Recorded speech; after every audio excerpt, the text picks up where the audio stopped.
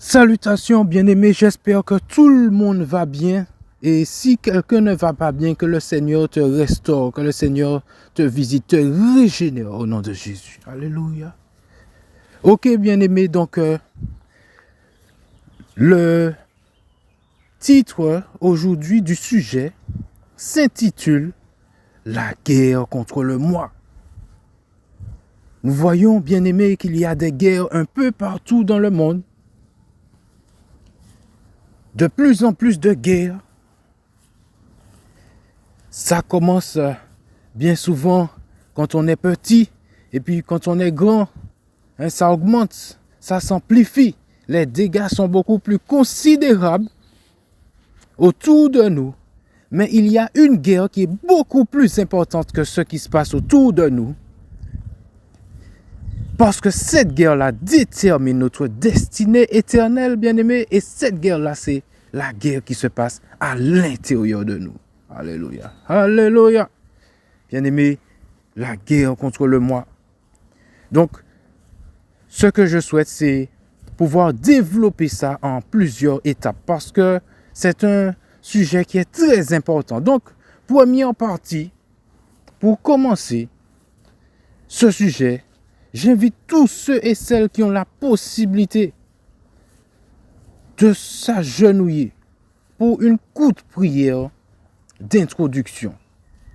Car nous allons nous adresser à la majesté qui gouverne l'univers bien-aimé.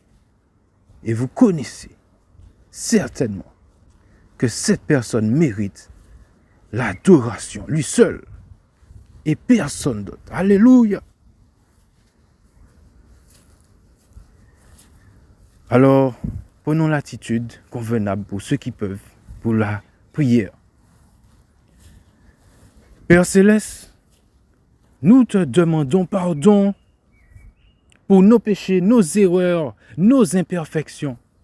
Lave-nous complètement de toutes nos fautes par le sang précieux de ton Fils Jésus-Christ. Donne-nous par ta grâce de reconnaître nos torts, de réparer nos erreurs selon les moyens que tu nous donnes. Nous reconnaissons que tu ne veux pas que le méchant meure, mais qu'il change de conduite et qu'il vive. Alors touche-nous maintenant par ta présence et par ta puissance au travers de ce message. Aie pitié de nous et restaure ton image en nous par le pouvoir glorieux de ta parole, au nom béni de Jésus. Amen. Alléluia. Bien-aimés, pour commencer, je vous invite à ouvrir avec moi vos livres dans Événements des derniers jours, à la page 139, paragraphes 2 et 3. Événements des derniers jours, bien-aimés, page 139, paragraphes 2 et 3. Nous allons voir quelque chose ici de très intéressant concernant notre salut. Nous commençons. De même que la rosée et la pluie sont données tout d'abord pour permettre la germination de la semence, puis pour mûrir la moisson. De même que la rosée et la pluie sont données d'abord pour permettre la germination de la semence, puis pour mûrir la moisson. Le Saint-Esprit est accordé pour mener à bonne fin, d'étape en étape, le processus de la croissance spirituelle. La maturation du grain symbolise l'achèvement de l'œuvre, de la grâce de Dieu dans l'âme de tout croyant. Par la puissance du Saint-Esprit, l'image morale de Dieu doit être rendue parfaite dans le caractère. Nous sommes appelés à être transformés complètement à la ressemblance du Christ. Alléluia. La pluie de l'arrière-saison qui mûrit la moisson du monde représente la grâce spirituelle qui prépare l'Église à la venue du Fils de l'homme. Mais à moins que la première pluie ne soit tombée, la semence demeure sans vie. La jeune pousse verte ne se lèvera pas. Si les premières averses n'ont pas accompli leur œuvre, la pluie de l'arrière-saison ne peut amener aucune semence à la perfection. Bien-aimé, c'est puissant. Le Seigneur, Dieu utilise les choses que nous voyons dans la nature pour nous aider à comprendre ce qu'il veut faire au travers de nous, dans nos vies, pour nous sauver, pour nous délivrer du mal. Il est en train de nous expliquer le travail qu'il cherche à opérer dans nos vies au travers les choses de la nature pour que nous puissions mieux comprendre et mieux retenir, bien-aimés. Et qu'est-ce qu'il nous a dit ici? Il nous a dit que nous devons avoir un objectif en tant que chrétiens. Nous ne pouvons pas nous contenter d'être à l'église, d'avoir des activités, de lire la Bible, de prier, de jeûner. Mais quel est l'objectif de tout ça en fait? Est-ce que tu sais pourquoi tu es là, mon frère, ma soeur, mon ami? Est-ce que c'est simplement pour voir des belles personnes, pour entendre de belles paroles, pour montrer que tu sais faire des choses, pour voir des amis? Est-ce que c'est simplement pour te marier? Tu sais qu'il y a de belles femmes à l'église, de beaux jeunes hommes. Est-ce que c'est ça seulement, bien-aimé? Quel est l'objectif réel que Dieu nous donne? Pourquoi nous étudions sa parole? Pourquoi nous devons prier chaque jour? Il nous a dit ici, bien-aimé, que l'image morale de Dieu doit être rendue comment? Parfaite dans le caractère. L'image morale de Dieu doit être rendue comment? Parfaite dans notre caractère. Nous sommes appelés à quoi? À être transformés à combien de degrés? À 50 degrés? À 60%? À 25%? À combien de pourcentage nous devons être transformés? Nous sommes appelés à être transformés complètement à la ressemblance du Christ, bien-aimé. Donc, il y a beaucoup de personnes aujourd'hui qui disent que ce n'est pas possible de vaincre le péché. On ne peut pas s'arrêter de pécher. Ah, je ne peux pas. Ah, c'est trop dur. Bien-aimé, ce n'est pas ça que Dieu nous dit. Nous devons arrêter de mettre notre foi dans les hommes. Mettons notre foi dans ce qui est écrit dans la parole de Dieu, afin que nous soyons sauvés. Il nous a dit ici que la pluie de l'arrière-saison qui mûrit la moisson représente la grâce spirituelle qui prépare l'Église à la venue du Fils de l'homme. Mais à moins que la première pluie ne soit tombée, la semence demeure sans vie. Bien-aimés, il est vrai que Dieu nous a envoyé un dernier message à l'Église adventiste pour nous permettre de mûrir, d'avoir le caractère parfait de Jésus-Christ. Mais il nous a dit qu'à moins que la première pluie ne soit tombée, et à moins que la première pluie, du moins, ne soit tombée, la semence demeure sans vie. Ça veut dire quoi, bien-aimé? Si nous n'avons pas reçu la grâce, la première grâce que Dieu nous a donnée au travers sa parole, par la puissance du Saint-Esprit, au travers sa parole, bien-aimé, inspirée, Dieu a donné à l'Église adventiste du 7e jour, au travers les écrits de Madame White, Ellen G. White. Il nous a donné sa parole pour que nous puissions inspirer, pour que nous puissions mourir à nous-mêmes, être convertis, bien-aimés.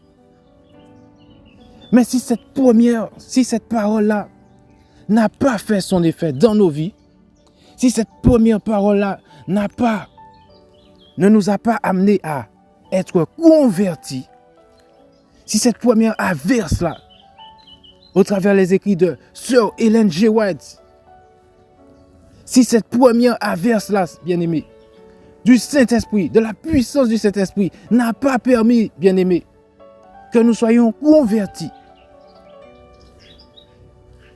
lorsque Dieu envoie la dernière averse, bien-aimé, la dernière pluie, le dernier message au travers de la puissance du Saint-Esprit pour vous permettre d'atteindre la perfection, nous sommes à ce moment-là pas prêts, bien-aimés. Il est dit que si la première averse n'a pas accompli son œuvre, la pluie de l'arrière-saison n'a aucun effet, ne peut amener aucune semence à la perfection. C'est pourquoi, bien-aimés, il est important pour nous, bien souvent, de revenir sur nos bases, de revenir sur des choses que, normalement, nous devrions déjà assimiler ces choses. Ça devait déjà être assimilé. Nous ne devrions plus être encore au lait, bien-aimés, aujourd'hui. Ce sont des choses que, bien souvent, nous n'avons pas compris. Ou encore, ça n'a pas fait son œuvre dans nos vies. Et c'est pourquoi nous sommes obligés de revenir sur ces choses-là pour que vraiment nous soyons convertis, bien-aimés. Et c'est ainsi que, bien-aimés, lorsqu'on reçoit la dernière pluie, le dernier message, bien-aimé, inspiré de Dieu, à ce moment-là, cela peut porter du fruit, nous amener à la maturité, à la perfection. Mais il faut d'abord que la première averse fasse son travail, bien-aimé, sans quoi la pluie de l'arrière-saison n'aura aucun effet si nous ne sommes pas convertis. C'est pourquoi, bien-aimé, il nous faut revenir sur ces choses. Sur des choses que normalement nous devrions déjà avoir. Ça devrait déjà être des acquis, bien-aimés, aujourd'hui, pour nous. Voilà. Donc, lisons ensemble. Alors, ce que je viens de dire là, si vous avez des questions, n'hésitez pas à laisser vos questions dans... vous savez, vous pouvez écrire vos questions, voilà, dans les commentaires. Parce que de toute façon, on peut développer cela. Mais ce n'est pas le but aujourd'hui. Ce n'est pas cet aspect-là que nous voulons, au travers de ce message, se focaliser sur la guerre contre le moi. Mais il fallait d'abord que je parle de ça pour que nous puissions comprendre, bien-aimés, pourquoi aujourd'hui on doit revenir sur ces points-là également. Pourquoi aujourd'hui il nous faut également revenir sur ces choses-là. Voilà. Très bien. Lisons ensemble dans Vers Jésus chapitre 5. Pourquoi nous devons revenir sur ça? C'est parce que bien souvent, ça n'a pas encore, cette partie, bien aimée, de la vérité n'a bien souvent pas encore accompli son œuvre dans nos vies. Bien souvent, bien. Et ça peut faire des années que nous sommes à l'église. Bien souvent, ces choses-là n'ont pas encore vraiment été assimilées en nous. Nous ne sommes pas vraiment convertis. Pour beaucoup de personnes, nous ne sommes pas convertis. Nous sommes là depuis des années, mais nous ne sommes pas convertis. La première averse n'a pas fait son effet. Donc, nous devons revenir sur ces points-là également, ensemble, bien-aimés. Parce que Dieu nous aime. Et il veut que nous soyons sauvés. Lisons ensemble dans Vers Jésus, chapitre 5, page 65, paragraphe 1 à 2. Vers Jésus, chapitre 5, page 65, paragraphe 1 à 2. Dieu fait cette promesse. Vous me chercherez et vous me trouverez, dans Jérémie 29, verset 13. Vous me chercherez et vous me trouverez si vous me cherchez de tout votre cœur. Alléluia. Beaucoup de personnes, certainement, sont à l'église et disent, ça fait longtemps que je suis là, mais je n'ai pas rencontré Jésus. Ça fait longtemps que je viens, je suis maman, je suis papa. Je mange, je bois, mais je n'ai pas encore rencontré Jésus. Pourquoi je n'ai pas encore rencontré Jésus? Il nous a dit que pour rencontrer Dieu, bien-aimé, il faut le chercher de tout notre cœur. Il ne suffit pas d'avoir un poste à l'église pour rencontrer Dieu. Il ne suffit pas d'avoir plein d'activités, de donner de la nourriture aux pauvres. Il ne suffit pas de faire cela, bien-aimé. Il faut le chercher de tout notre cœur pour vraiment rencontrer Dieu. Alléluia. Dieu, dont nous sommes par nature ennemis, veut restaurer en nous son image. Alléluia, bien-aimé. Mais à condition que nous lui donnions notre cœur sans partage. Comment, bien-aimé? Comment l'image de Dieu sera restaurée en nous? Si nous lui donnons notre cœur à moitié, à 25%, à 75%, impossible, bien-aimé. Nous devons comprendre ça. Sinon, nous n'allons pas pouvoir grandir spirituellement. Il nous a dit que la condition pour que l'image de Dieu, voilà pourquoi il y a des gens qui disent que non, c'est pas possible d'arrêter de pécher. Pourquoi vous n'arrivez pas? Pourquoi on n'arrive pas? Pourquoi on retombe dans le péché? Pourquoi on retourne toujours dans le péché? C'est parce que, bien-aimé, il y a une condition. Et la condition, tant qu'on n'a pas accepté vraiment nous sommes obligés de retomber dans le péché. La condition, bien-aimé, ce n'est pas de donner le cœur à 60%, mais c'est de donner notre cœur sans partage. Délaisser complètement les choses du monde. Délaisser complètement les choses du monde, bien-aimé. La musique mondaine, les choses qui sont mauvaises, bien-aimé. Les mauvaises choses qu'on regarde. Toutes les choses qui nous font du tort. Délaisser ça complètement. Nous tourner vers la parole de Dieu totalement, radicalement. Donnez votre dos à la mondanité. Arrêtez de suivre les rastas, arrêtez de suivre les bad boys, arrêtez de suivre les bad girls, arrêtez les cinémas, les blagues, les plaisanteries. Arrêtons ce qui nous fait du tort et tournons-nous totalement vers Dieu. Alléluia. Il nous a dit que nous étions morts par nos offenses et par nos péchés. La tête entièrement est malade. La tête entière est malade et tout le cœur est souffrant. Rien n'est en bon état. Nous sommes retenus par les pièges de Satan et soumis à sa volonté. Nous pouvons voir ça dans Éphésiens 2, verset 1er. Ésaïe 1, verset 5 et 6. 2 Timothée 2, verset 26. Nous étions morts par nos offenses, bien-aimés. La tête entière est malade. Et tout le cœur est souffrant. Rien n'est en bon état. C'est Dieu qui nous parle, bien-aimés. Bien souvent, nous sommes vexés quand le Seigneur utilise quelqu'un pour nous dire quelque chose. Mais bien souvent, bien-aimés, nous ne voyons pas que c'est Dieu qui nous parle. Il nous dit que rien n'est en bon état. Nous sommes retenus par les pièges de Satan et soumis à sa volonté. Dieu désire nous guérir et nous rendre la liberté. Mais comme cela nécessite une transformation complète de notre nature, attention, transformation complète, vous voyez encore, le mot revient, total. Il faut que nous nous abandonnions entièrement à lui. Bien-aimés, pour recevoir une transformation totale, il nous faut nous abandonner totalement à lui. Il n'y a pas d'autre solution, bien-aimés. Sinon, nous allons toujours retourner dans nos péchés. Nous allons toujours, comme le peuple d'Israël, retourner vers l'Égypte, vouloir retourner vers le monde. Tant que nous ne nous sommes pas abandonnés totalement, bien-aimés, c'est comme on n'est pas vrai avec Dieu. On n'est pas à 100% avec Dieu. On est toujours dans les musiques modernes. On est toujours en train de regarder des films violents. On est toujours en train d'écouter, de regarder des femmes qui sont à moitié nues. Écouter des blagues.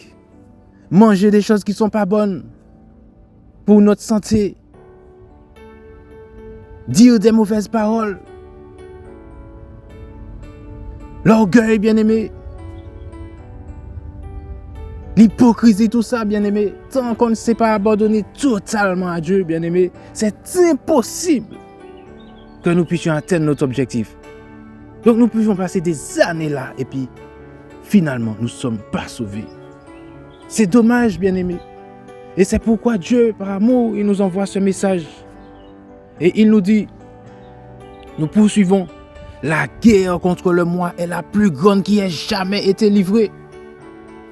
Bien-aimé, nous voyons qu'il y a des gens qui utilisent des bombes, des armes nucléaires pour faire trembler la terre, mais ce n'est pas ça la guerre la plus grande, bien-aimé. La guerre la plus grande, c'est la guerre contre soi-même. L'abandon de soi-même. La soumission entière à la volonté de Dieu. Le mot revient, bien-aimé. La soumission entière, pas à moitié, bien-aimé. Vous ne pouvez pas être transformé comme ça, sauvé comme ça. La soumission entière ne s'obtient pas sans combat. Mais cette soumission est nécessaire à notre transformation et à notre sanctification. Bien-aimé, il y a des personnes qui vous disent qu'il n'y a pas besoin de vous battre. Vous avez qu'à rester là. Le Seigneur nous dit que la soumission, le combat contre soi-même, la soumission entière à la volonté de Dieu ne s'obtient pas sans combat. Jésus l'a dit. Le royaume de Dieu est forcé. Ce sont les violences. Si on ne se fait pas violence, bien-aimé. Si vous ne faites pas violence pour prier, bien-aimé. Si vous ne faites pas violence pour rester, pour prier sans cesse. Si vous ne faites pas violence pour jeûner, bien-aimé, pour pratiquer le jeûne. Si vous ne faites pas de violence pour pouvoir aider votre prochain qui sont dans le besoin. Si vous ne faites pas violence pour mettre en pratique la parole de Dieu dans tous les domaines, bien-aimé. Vous ne pouvez pas vous soumettre entièrement à Dieu. Ça ne s'obtient pas comme ça, bien-aimé, sans combat. Le gouvernement de Dieu n'est pas fondé comme Satan voudrait le faire accroire, sur une soumission aveugle de notre part et une domination arbitraire. Non, non, le gouvernement de Dieu n'est pas fondé comme Satan voudrait le faire accroire, sur une soumission aveugle de notre part et une domination arbitraire. Dieu fait appel à notre intelligence et à notre conscience. Dieu fait appel à quoi? À notre intelligence, à notre conscience, bien-aimés. Ce sont des personnes intelligentes qui seront sauvées, bien-aimés. Alléluia. Ce sont des personnes intelligentes. Choisir Jésus, choisir la vie éternelle, c'est une preuve d'intelligence et de bonne conscience. Ce sont des personnes intelligentes, c'est un choix intelligent, c'est le choix le plus intelligent qu'on puisse faire, d'accepter Jésus dans sa vie afin d'être sauvé. C'est le choix le plus intelligent, bien aimé. Les personnes qui choisissent de rester dans le monde, dans la vagabondagerie, pour se montrer, c'est moi qui suis le boss, c'est moi ceci, c'est moi cela, bien aimé. C'est pas une preuve, ça n'est pas de l'intelligence, ça. Ça, ce n'est pas de l'intelligence, bien aimé, bien au contraire. L'intelligence, bien-aimé, c'est ici, dans la parole de Dieu. C'est de se soumettre à la parole de Dieu. C'est là que se trouvent les plus grandes intelligences dans l'univers, bien-aimé. C'est ceux qui se donnent à Dieu. Les personnes les plus intelligentes sont là. Alléluia. Il nous a dit, venez et plaidons, Ésaïe 1er, verset 18. Telle est l'invitation que le Créateur adresse à tous les êtres. Il ne violente pas la volonté de ses créatures. Il ne peut accepter un hommage qui n'est pas volontaire et qui ne lui est pas donné intelligemment et de bon cœur. Une soumission forcée empêcherait tout vrai développement intellectuel et moral. Elle abaisserait l'homme à l'état d'automate. Tel n'est pas le dessein du Créateur. Il désire que l'homme, couronnement de sa puissance créatrice, atteigne quoi? Le plus haut degré de développement. Et nous allons laisser ça, bien-aimé, pour courir après des femmes, pour boire de l'alcool, pour nous souiller avec n'importe quoi, regarder n'importe quoi, écouter n'importe quoi, dire n'importe quoi. Nous allons laisser ça, bien-aimé. Ou bien nous allons faire le choix que nous donne notre Créateur. le Créateur, son désir, c'est quoi? L'homme qui est le couronnement de sa puissance créatrice. Est-ce que vous entendez ça? Est-ce que ça parle à ton cœur? Le Créateur te dit que tu es le couronnement de sa puissance créatrice et tu veux laisser ça pour courir les femmes, pour boire de l'alcool, pour plaisanter, pour faire n'importe quoi. Non, bien-aimé, il nous a dit qu'il veut quoi? Que nous puissions atteindre le plus haut degré de développement. Alléluia. Est-ce que quelqu'un a dit Amen dans son cœur?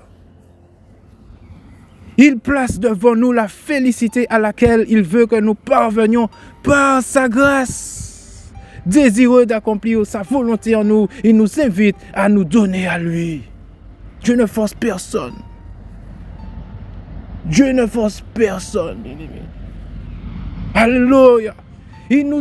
À nous de décider si nous voulons être affranchis de l'esclavage du péché et participer à la glorieuse liberté des enfants de Dieu. Tel est l'objectif de ce message, bien-aimé. La foi vivante. Et que je vais partager avec vous, la foi vivante, bien-aimé. Chapitre 17, gardé par sa parole. Et ça, vous pouvez le trouver, ce que nous allons méditer là, dans le livre Review and Herald, 13 octobre 1896, de A.T. John, bien-aimé. A.T. John. Certaines personnes qui ont dit que c'est A.T. John, qui ont rejeté le message d'A.T. John, profitez aujourd'hui pour ouvrir vos oreilles et vos cœurs, bien-aimés, parce que vous allez recevoir la grâce de Dieu maintenant. Gardez par sa parole la foi vivante. Bien-aimés, dans la vie chrétienne, tout repose sur la parole de Dieu. Nous allons comprendre ici comment le moyen que Dieu nous donne, bien-aimés, pour arriver à cet objectif qu'il nous a fixé, que d'être semblable à lui. D'avoir notre caractère transformé parfaitement à l'image de Christ. Alléluia. Voilà, bien-aimés, dans la vie chrétienne, tout repose sur la parole de Dieu. Nous devons comprendre ça. Tout repose sur le pasteur. Sur qui? Sur maman, papa? Sur qui? Moïse? Tout repose sur la parole de Dieu. Il est vrai que Dieu a le pouvoir et le désir de nous garder du péché, mais cela doit se faire par sa parole. Comment? Cela doit se faire par sa parole. Ainsi il est écrit, fidèle à la parole de tes lèvres, je me tiens en garde contre la voix des violents. Je serre ta parole, je serre quoi? Je serre ta parole dans mon cœur afin de ne pas pécher contre toi. Alléluia. Vous voyez pourquoi lorsqu'on a parlé de la première pluie et de la pluie de l'arrière-saison, vous voyez pourquoi il s'agit de la parole de Dieu? Tout dans la vie chrétienne repose sur la parole de Dieu. Dieu a le désir de nous garder du péché, mais cela doit se faire comment? Par sa parole. Voilà pourquoi, bien-aimés, lorsque j'ai parlé de la pluie de la première et de l'arrière-saison, je vous ai dit qu'il s'agissait de recevoir la parole de Dieu en deux phases, bien-aimés. La première et puis la pluie de l'arrière, mais si la première n'a pas fait son œuvre, celle de la dernière pluie n'aura aucun effet sur vous. Et je peux vous dire qu'elle est déjà en train de tomber depuis un bon moment. Donc c'est pourquoi, bien-aimés, ne tardez pas à recevoir la parole de Dieu totalement. Alléluia. Voilà le moyen que Dieu a prescrit et il n'y a pas d'autre moyen pour que cela s'accomplisse. Et ce moyen n'est pas prescrit parce qu'il aurait arbitrairement décidé que tel devait être le moyen et l'aurait ensuite imposé aux hommes comme la voie qu'ils doivent prendre. Sa parole est la voie du salut et le moyen de la sanctification de la vie chrétienne. Parce que c'est le moyen par lequel le Seigneur agit. Parce que c'est le moyen par lequel il se manifeste.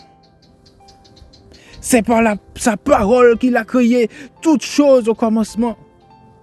Et c'est par sa parole qu'il crée les hommes de nouveau. Et c'est par sa parole qu'il recréera ce monde et tout ce qui lui appartient, bien-aimé. Alléluia, nous devons comprendre ça, gloire à Dieu. Les cieux ont été faits par sa parole, la parole de l'Éternel. Et toute leur armée par le souffle de sa bouche. Car il dit et la chose arrive. Il ordonne et elle existe. Alléluia. Naître de nouveau par la parole de Dieu. Et celui qui était assis sur le trône dit, voici, je fais toutes choses nouvelles. Et il me dit, c'est fait. Vous avez certainement lu ça dans Apocalypse, bien-aimé. Non seulement les mondes ont été créés par la parole de Dieu, mais ils sont aussi soutenus par cette même parole. Les mondes, bien-aimés, sont soutenus par la parole de Dieu. Ils ont été faits comment? Les mondes ont été faits par la parole de Dieu et ils sont soutenus comment? Ils sont soutenus par la parole, cette même parole. Les cieux existèrent autrefois par la parole de Dieu, de même qu'une terre tirée de l'eau est formée au moyen de l'eau. Et par ces choses, par la parole de Dieu, le monde d'alors périt, submergé par l'eau, tandis que par la même parole, les eaux et la terre d'à présent sont gardées et réservées.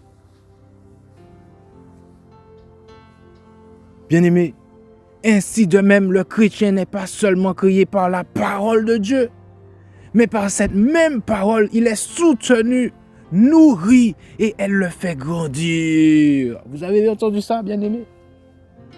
Quand je vous parlais de la pluie, quand on avait commencé à lire au sujet de la pluie, de la première et de l'arrière-saison, qu'est-ce qui nous fait grandir? C'est la parole de Dieu qui nous fait grandir. Dieu soutient toutes choses par sa parole puissante, bien-aimé. Et le chrétien est autonome de ces choses tout autant que l'un des mondes ou leur ensemble. Bien-aimé, vous avez compris ça?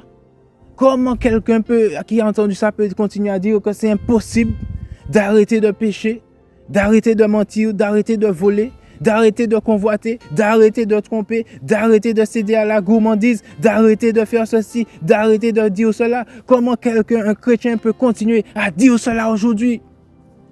Bien-aimé, c'est la puissance de la parole qui tient les planètes, les galaxies, l'univers, qui a créé les anges glorieux et qui les soutient, bien-aimés. C'est cette même parole, c'est cette même puissance. Et c'est au travers de cette même parole que Dieu soutient l'homme qui se confie en lui. Alléluia. Le chrétien fait partie de toutes ces choses que Dieu soutient par sa parole. Il ne fait aucun doute que tous les mondes subsistent et sont maintenus à leur place par le Seigneur. Comment les planètes restent, comment les mondes sont maintenus à leur place, comment le soleil peut se déplacer, une boule de feu, des planètes, des étoiles, comment ces choses-là qui pèsent énormément restent à leur place et font leur travail. Ah, bien-aimés, toutes ces choses sont soutenues par le Seigneur. Mais ce ne sont seulement les mondes. C'est toutes choses qui subsistent et sont maintenues à leur place par le Seigneur. Et c'est aussi du chrétien que de n'importe quelle chose au firmament ou de n'importe quel monde aux cieux. Il ne saurait y avoir de doute que les étoiles et les mondes sont soutenus sur leur orbite par la parole du Seigneur. Alléluia, gloire à Dieu. Pas plus qu'il ne peut y avoir de doute que le chrétien est soutenu, maintenu dans son droit chemin par la parole du Seigneur. Alléluia, gloire à Dieu. Quiconque confesse le nom de Christ doit le croire et s'y fier. Vous et moi, nous ne sommes pas plus capables de nous soutenir nous-mêmes et de rester dans le bon chemin. Vous et moi, nous ne sommes pas plus capables de nous soutenir nous-mêmes et de rester dans le bon chemin que ne le sont le soleil ou la terre. Et aussi certainement que les mondes sont suspendus à sa parole, aussi certainement le chrétien doit-il être suspendu à sa parole. Et quand il en est ainsi, le chrétien est maintenu. Quand il en est ainsi, le chrétien bien-aimé est maintenu dans la voie du Seigneur, aussi sûrement et aussi aisément que n'importe quelle planète dans l'univers. Alléluia, bien-aimé. Est-ce que quelqu'un a dit Amen dans son cœur? Il est écrit qu'il peut vous garder de tomber. Et il dit, je te soutiens de ma droite triomphante.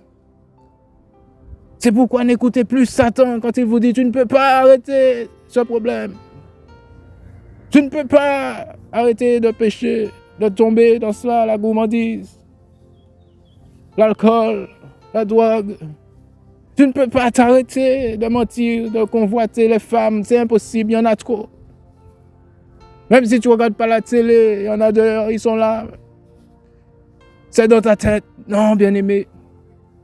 Nous devons arrêter de croire ce que Satan nous dit et croire la parole de Dieu, bien-aimé, que Dieu nous donne. Il nous dit que je te soutiens de ma droite. Comment? De ma droite comment? De ma droite comment? De ma droite triomphante. En vérité, il se tiendra debout car le Seigneur a le pouvoir de l'affermir. Le Seigneur a quoi? Le pouvoir de l'affermir, de t'affermir mon frère, de t'affermir ma soeur, de t'affermir mon ami.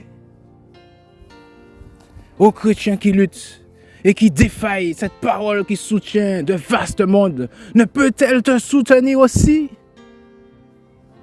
Aux chrétiens qui défaillent, qui luttent, cette parole qui soutient de vastes mondes, ne peut-elle te soutenir aussi? Confie-toi en cette parole.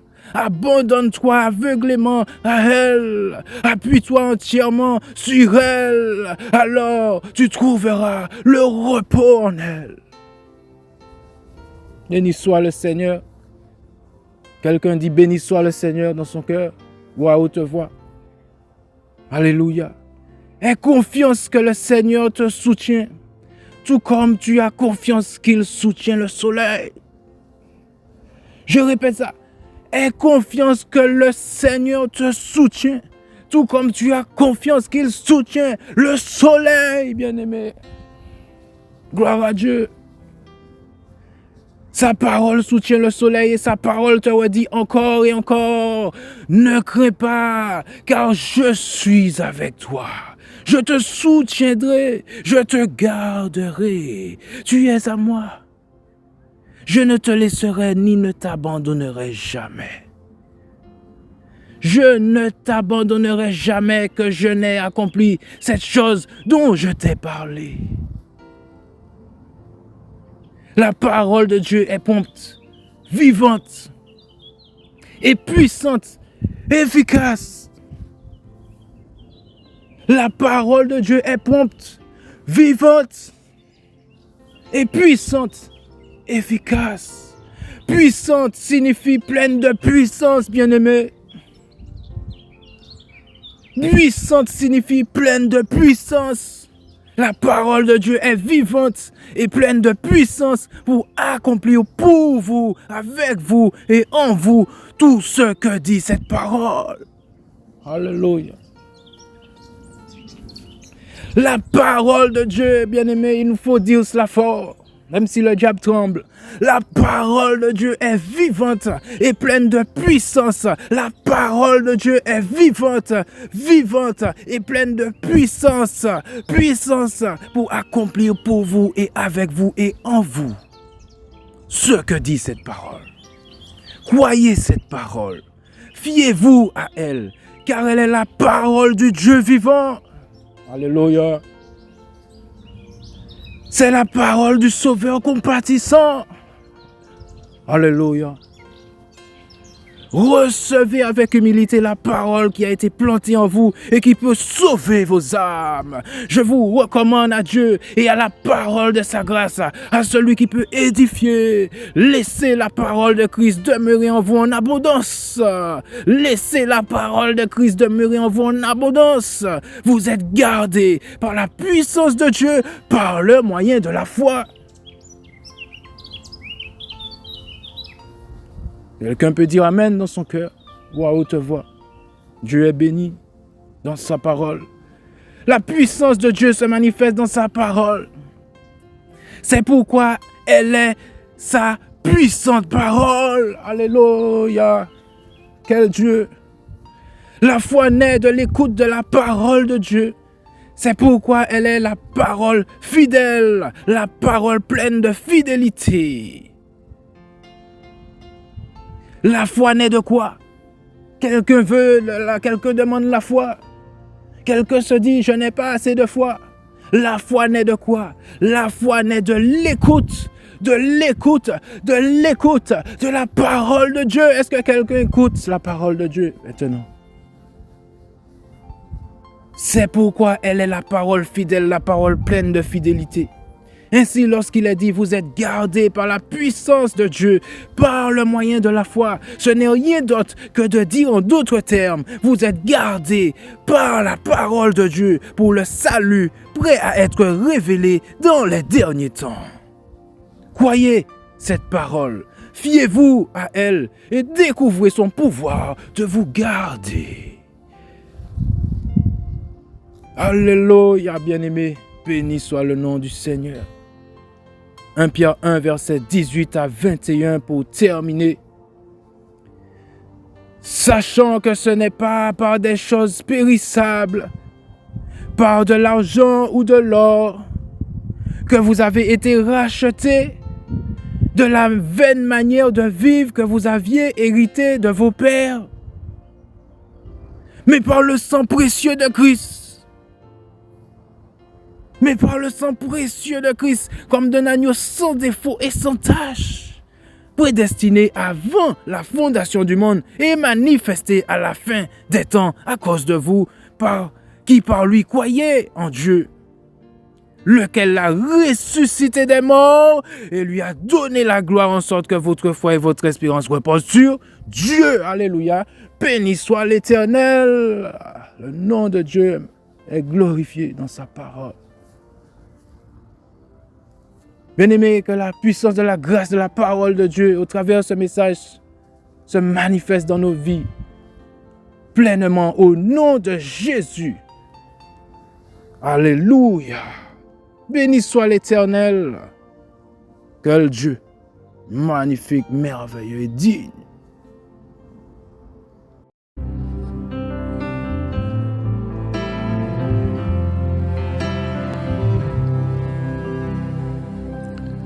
Il y a puissance dans le nom de Jésus. Il y a puissance dans le nom de Jésus.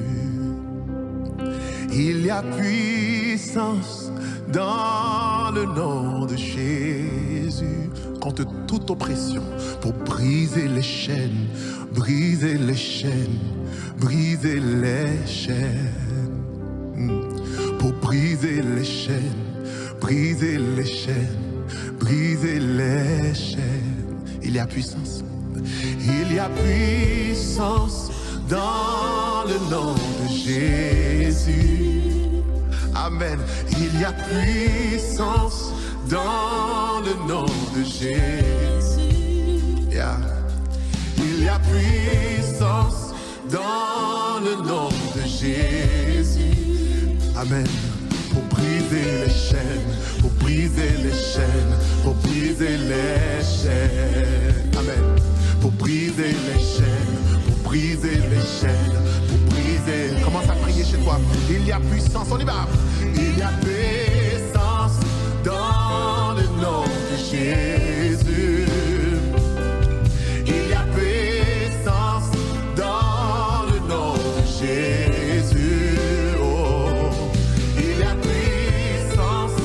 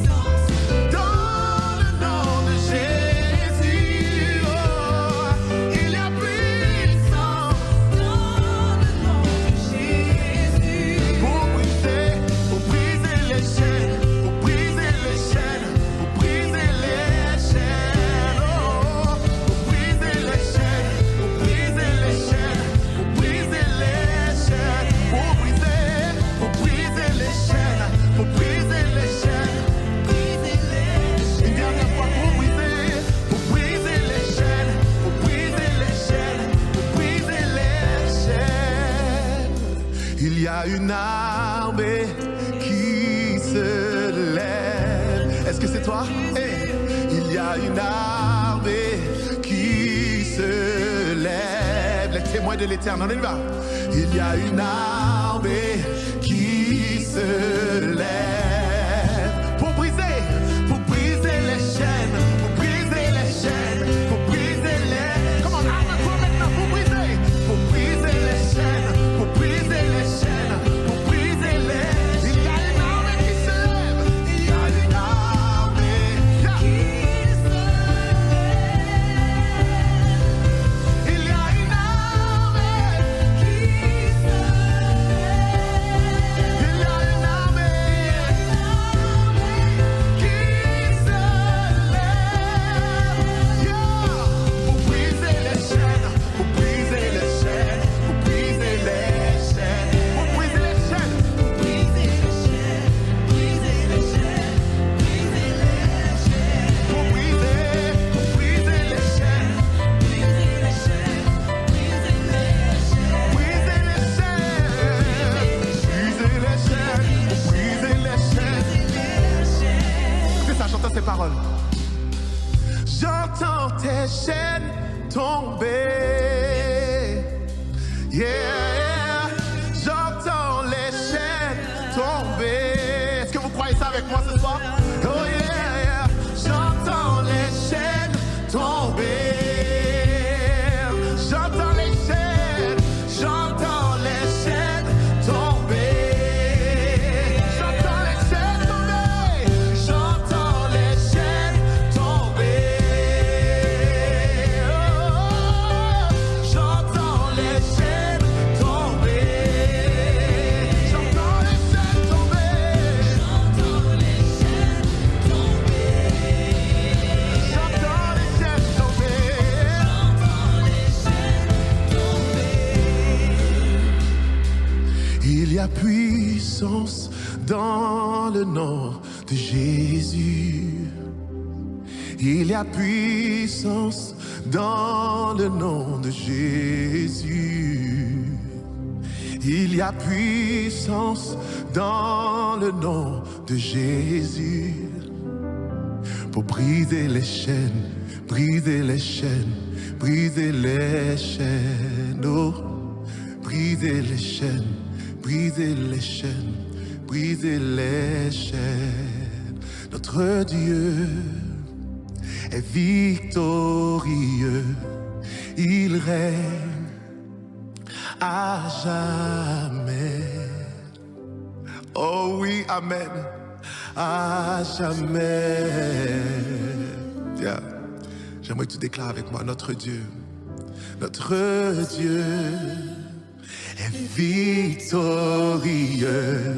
il règne à jamais. À jamais. Une dernière fois. Notre Dieu est victorieux, il règne à jamais. À jamais. À jamais il règne à jamais. Règne à jamais. Il règne à jamais. Il règne à jamais. Il règne à jamais. Alléluia.